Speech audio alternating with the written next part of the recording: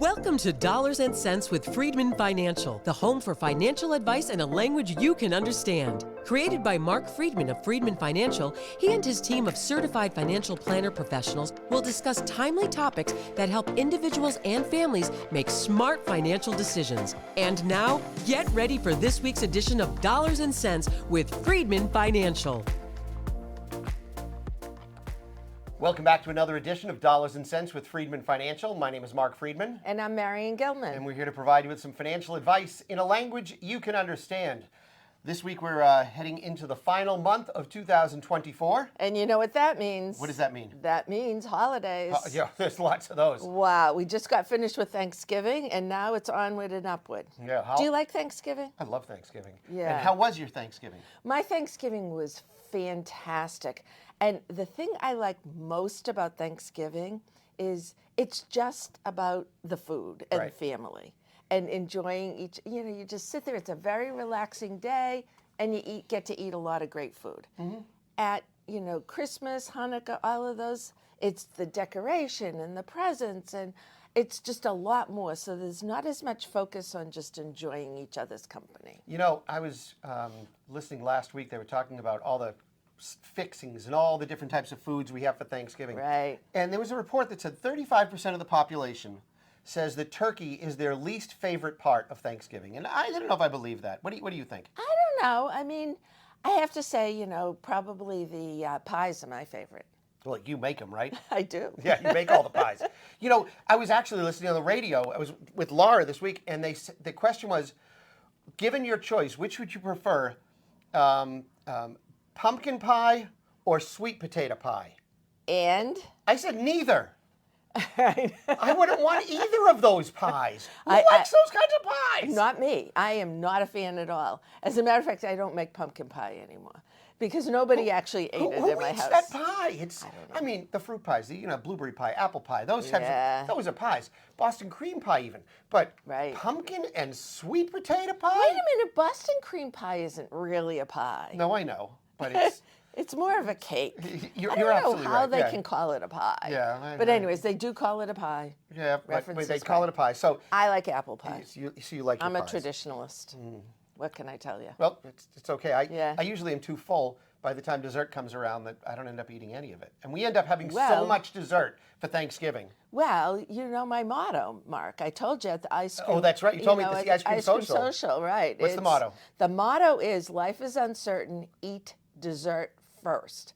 Now, you have to take that with a grain of salt. I was a pastry chef for about 10 years, so I had a vested interest in eating dessert first. But that being said, and still a good philosophy. In thinking about our theme for this week about costs of things and how we talk about spending money, that it's important to spend money versus save, as well as save money. One of the things people talk about is how expensive it is for a Thanksgiving meal. Yes, but I did see remarkably, apparent this year, I believe the cost of turkey has gone down. Not a lot, but somewhat. So it did, but the rest of the meal made up for it. But think about it. I mean, I don't I remember Laura was on our radio show years ago when we used to have the radio show, and we talked about, I think it was during the Valentine's Day week or whatever it was. And Laura's my wife, if you didn't know. And she was saying that when she goes to the supermarket, she never looks at prices. And the reason she never looks at prices is because she knows it's far less money than what she'd spend if she were going to the restaurants. So true. And it's so true. We're so careful about what we're spending in the grocery store. Right. Yet we'll go out and spend money eating out, all the time. Well, but there's a reason for that. So I enjoy eating out as well, and we'll go out a lot. And I don't think as much about going out to dinner in terms of the cost. It's actually a night where we can just sort of sit, relax, and enjoy. Nobody's jumping up to cook one last thing or get this, and then nobody has to clean up afterwards. That's a big deal. It is, and it's really nice sometimes to be waited on. Oh, absolutely. When you're waited on with decent service. Well, yeah, that's sometimes so hard to find. I have found that at many of the restaurants, the service level has just dropped tremendously. And so this past weekend, we were out with friends of ours. Well, we were going to go out for dinner with friends of ours on Saturday. Yeah. And they said, why don't you just come to our house and we'll just hang Ooh. out at the house. And we got takeout to bring to the house. So I wasn't a fan of the takeout that we chose because sometimes takeout doesn't transfer all that well. Right. But I didn't feel rushed. Yeah. We got at their house at 6:30 and we left at 11:30. I can't do that at a restaurant. Exactly. I do enjoy entertaining at home as opposed to going out to a restaurant with friends. So we will frequently entertain at home as opposed to meeting somebody at a restaurant because you just can't have a relaxing long evening. You can relax and enjoy, but it's usually my family that goes to dinner just because we like to eat. I don't know. When we went out, when we were kids, when we used to go out to eat, it was a special occasion. Yes. Right? It was. I did not go out to eat nearly as much as we go out today. Going out to eat is just, par for course. We just do this all the time. Right. We used to. I remember sitting at the IHOP on the benches, International House of Pancakes, or at Denny's in Peabody and Danvers on a Saturday morning or a Sunday morning for breakfast. Waiting. Right, and for you your sat there turn, and you wait your turn. Yep. And then periodically, a special night out would be to go to Fridays. Oh, so I grew up in Saugus, Massachusetts. So we used to go to Heck Allen's. Do you remember Heck Allen's? I don't. I remember the Red Coach Grill that was nearby, right? Yes. Well, Heck Allen's was on the sort of the other end of town, and it was a fried seafood place. Oh. Delicious. Well, but you'd get excited to go to these places. Now it's like, what do you want to do? I don't know. Let's just go out to eat. Yeah. But the thing that as we talk about the amount of money that we spend to go out to eat, and it is a big part of somebody's budget. Sure. The amount of money that people are spending now, especially the younger generation, on the transaction charge costs to have DoorDash or to have things delivered to them is getting, to me, outrageous. Exactly. And and I believe that nobody thinks consciously about what they're spending on a delivery charge because they're thinking about convenience. Somebody will bring this to my house. It's going to be easy. I'm hungry. I don't have anything in the house to cook, and somebody will deliver it. So what if it costs whatever? And, all of a sudden those $5, $10 charges add up over the course of a week, month. And then you're supposed to tip on top of that. Right. Well, because you tip for everything nowadays. I feel like the old man here, but I remember when crotchety old man. I'd call Muncie Subs or something in Peabody, and we'd order pizzas or subs and have them delivered. Luxury. Right. That was a luxury. That was a luxury. Someone was going to deliver it, and so they deliver it, and you hand a couple bucks to the driver that delivered your stuff, and it's done. Right. Exactly. Everything is, because everything was paid for by cash. You didn't do this thing. You didn't order online. You didn't charge. You called and you said, hey, can I have something delivered? Now everything is so configured. What people don't realize is what they pay for convenience. And sometimes it's very worth paying for convenience. It is. But sometimes, you just got to say what's going to fit in your budget. So when people start to say, oh my God, things are so expensive these days, they're not expensive if you want to try to save money in one way or another. Because it goes back to a comment that we made earlier this year, Marion, about focusing on what you can control versus what you can't control. Exactly.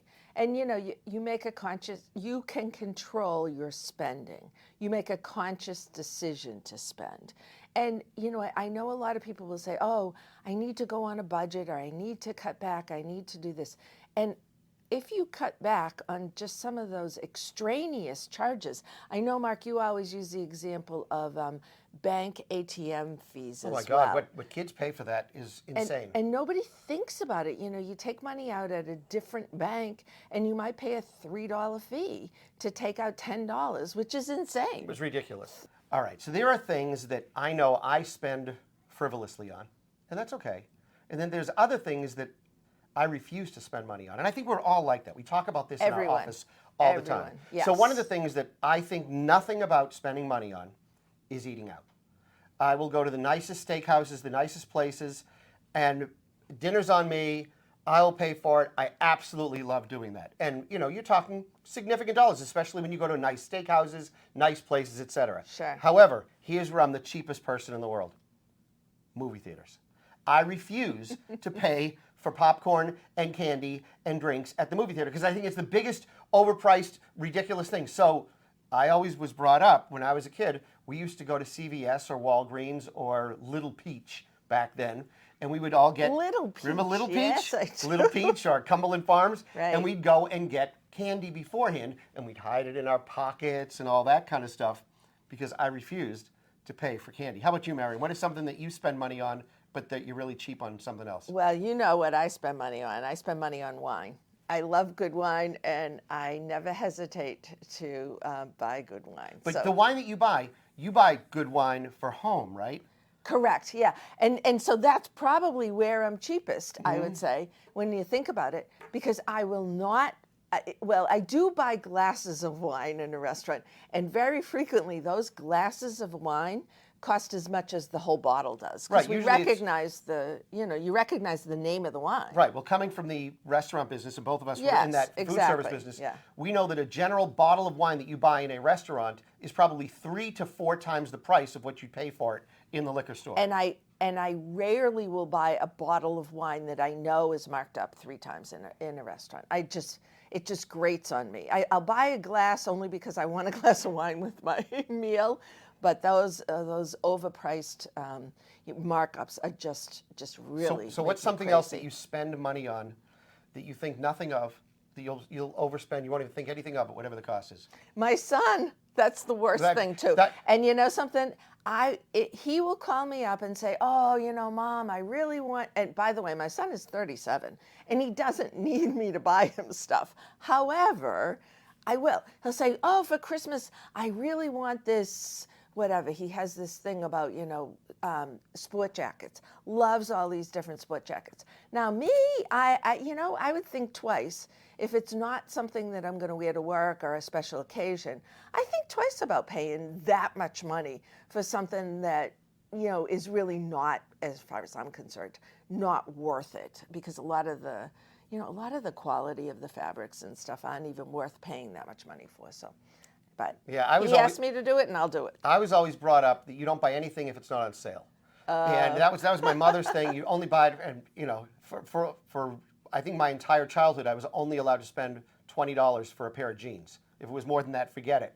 So, like you, Marion, I will spend anything for my kids, for my wife, for friends. I will think nothing for that. Right. Myself, I'm the cheapest person in the world, except for one thing. I will pay top dollar for jeans.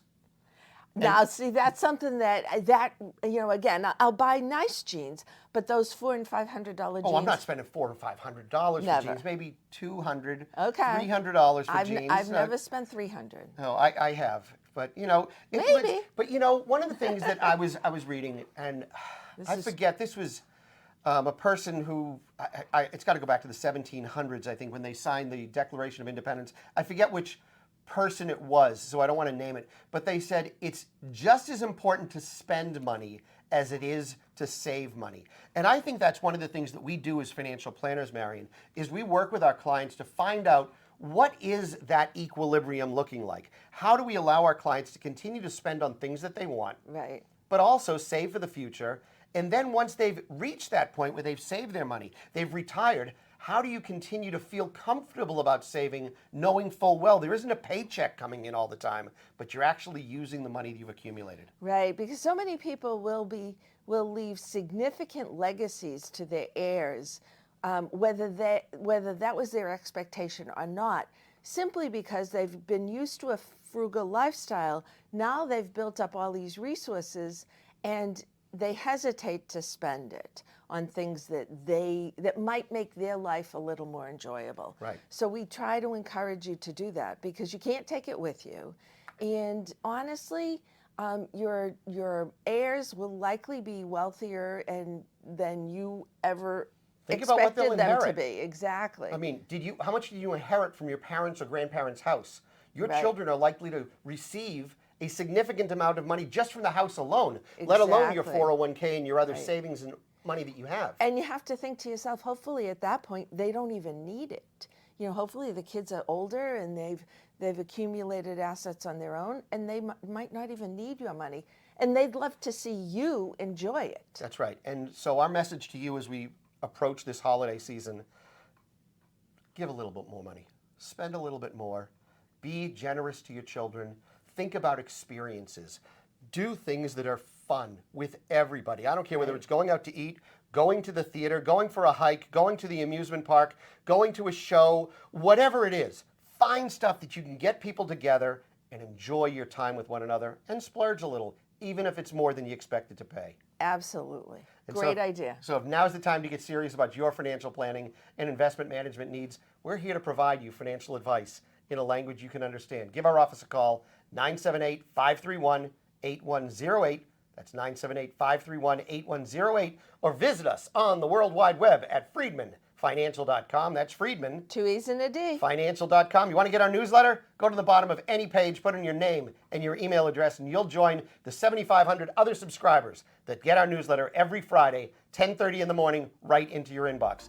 That's going to do it for us this week, Marion. This week, yep. That's it. Have a great week. We'll see you again next week with more financial advice in a language you can understand. Have a great day. During today's episode of Dollars and Cents with Freedman Financial, your host may have discussed specific financial planning and investment ideas that are for general information only and not intended to provide specific advice or recommendations. Please remember that investing involves risk and may include loss of principal. Always consult a certified financial planner professional, qualified attorney, or tax advisor prior to investing to determine what is appropriate for you. Securities and advisory services offered through LPL Financial, a registered investment advisor, member FINRA, SIPC.